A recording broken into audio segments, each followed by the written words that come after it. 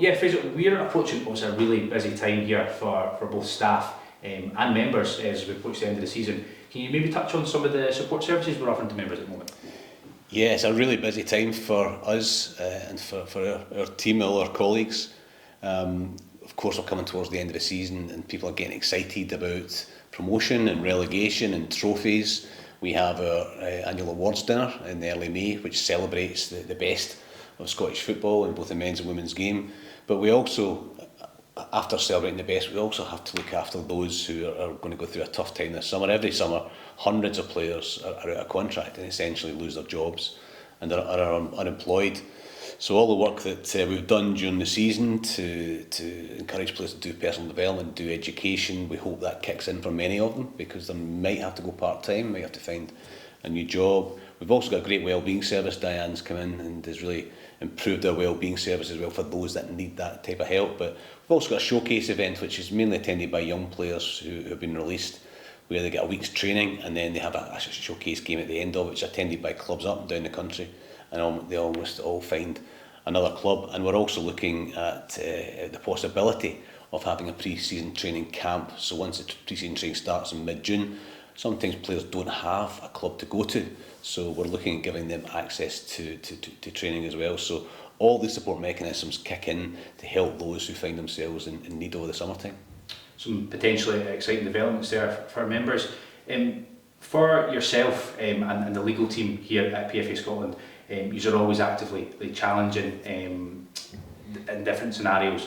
Can you touch on some of the stuff that we're able to focus on just now, maybe in terms of injuries and circumstances at clubs where players are forced to train on their own? Yeah, a lot of the work we do behind the scenes in the legal side is confidential, and we've had some really unique and unusual cases this year. There's become a pattern, sadly, in two aspects. One is the non-payment of medical treatment in particular operations, and the second one is players being made to train on their own just because the manager doesn't fancy them anymore. And really that's designed to try and force them out the door. And of course with transfer windows, you can only move to one period during the season.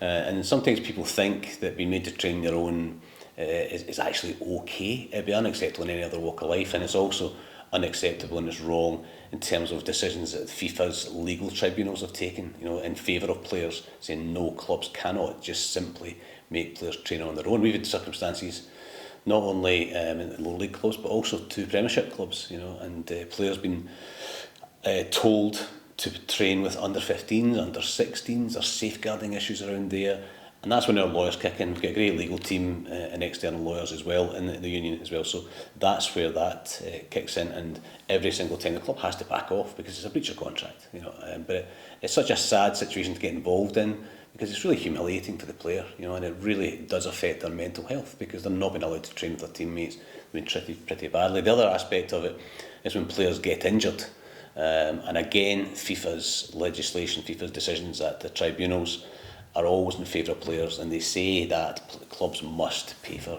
players' operations. It's happening more and more in Scottish football, sadly, and it's something that we need to resolve. If you're the star striker, you'll get your operation. If you're a young kid in the last 6 months of your contract, they're going to release you anyway. You don't at many clubs, and it's a real problem and something we need to address in Scottish football, and something that we are in the process of raising with the SPFL and also with the SFA, because we need to find a solution to this. It's really not right. And you mentioned there obviously highlighting that to the governing bodies. You mentioned also some of the regulations that come down from FIFA.